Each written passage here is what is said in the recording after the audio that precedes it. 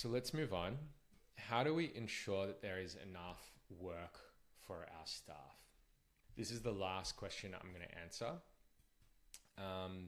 And I want to start with a story. This was when I was first starting to delegate and hire staff for me personally. I was a business coach and I was having 15, 20 coaching sessions a week with my clients. And every session, after the session, I would download the Zoom recording, upload it to YouTube, put it on a playlist, send the link to the client so that they had the session recording. And it was only like 5 or 10 minutes each time. I didn't really think about it. And then when I started to get really busy because the business was picking up, I realized that this was taking a hell of a lot of time. 15 to 20 meetings, 10 hours a week. That's like 2.5, 3 hours, over 3 hours of work. And it sneaks up on you. And so I found a VA and I got her to do this task for me. It's a repeatable, straightforward task. It's very accessible. And she got it right immediately. I didn't even have to correct her. And suddenly I had an extra 3 hours a week. Not only an extra 3 hours a week, but like I didn't realize how much time and energy, how much energy that was taking. I felt freed up and I felt more creative. And so I asked myself, like, what else can I delegate? And I set an alarm every 20 minutes that I was working, even when I wasn't working, even for personal tasks. And I wrote down what I was doing and I asked myself, can this be delegated? And I discovered so many things that I could delegate that I hadn't even considered. And the reason why I hadn't considered them was because I just wasn't used to delegating. I was used to doing everything myself because I hadn't had the opportunity or the invitation to delegate before. So I was living in a world where I was just unconsciously doing all these things that I could have been delegating to free up my time. So I did this process for like 3 weeks. And by the end of that 3 weeks, I had a full job description for an executive and personal assistant, at least 10 hours a week, maybe 15 hours a week of work. And I hired for that. I freed up my time. And after that point, I literally doubled my business because I had all this free time and free energy to pursue new opportunities. That was like the aha moment where I realized that the power of outsourcing and finding people to do things that I didn't need to be doing.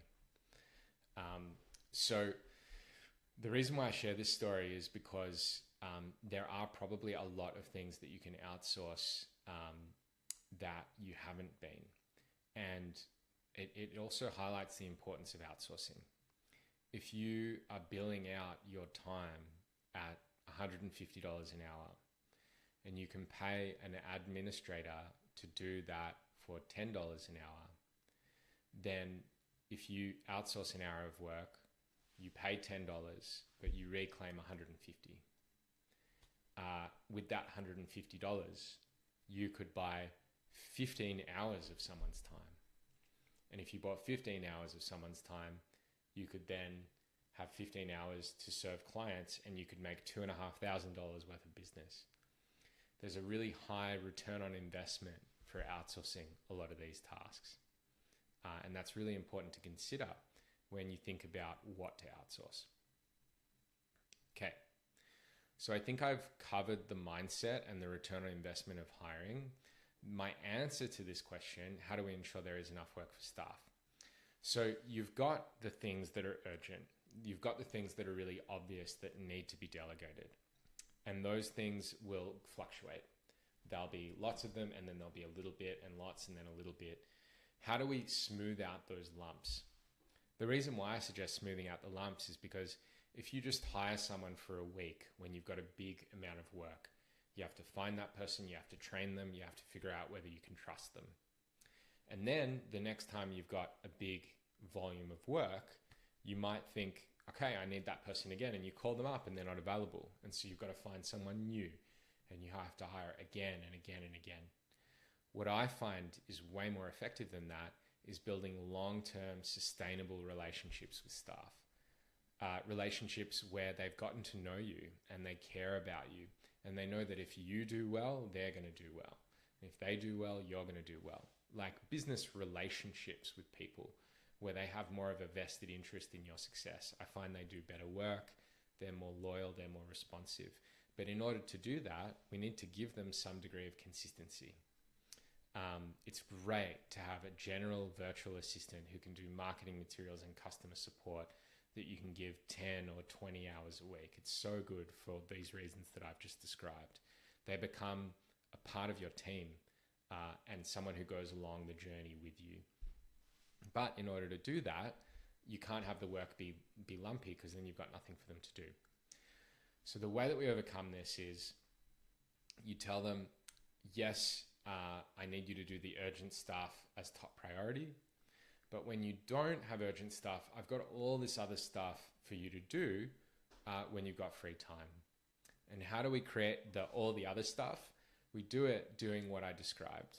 Every 20 minutes, set an alarm and write down, what am I doing and can it be delegated? And just compile a list. It might take 2 weeks or 3 weeks, but by the end of that list, you're going to reveal all sorts of things. And the other beautiful thing of doing this process is you start to open your eyes to what else can be delegated, and you notice all the things that you could have outsourced that you hadn't even considered. You hadn't even considered doing just because you didn't have the time.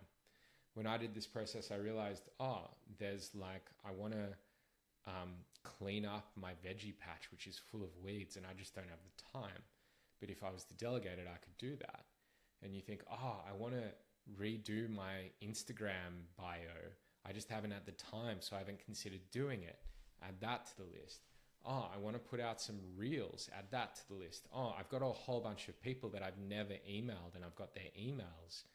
I want to send them an invitation to work. Add that to a list. So slowly your eyes start to open to the growth opportunities, and suddenly there's plenty of things to do.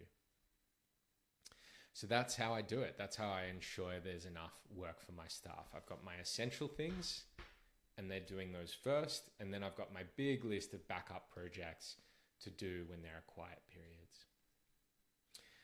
Okay, so that's the answer to question 6. I hope that I have given you a lot of valuable insight with your hiring. And my hope is that I've given you the insights that will help make it easier for you to say yes to growing in your business. I hope that I've unblocked some of your concerns so that you feel free to take that next step. Now, if you want support in hiring, I am here, I am available. I have staff in my agency already working with clients who are doing excellent work. And I can also do recruitment drives from scratch. So if you feel ready to hire for yourself, I strongly encourage it. And if you want some support, please reach out to me. This is my email address and my phone number. I wish you all the best. I wish you the best of luck with your business. And thank you for taking the time. Thank you for trusting me with your time to share these insights with you. Okay, bye-bye.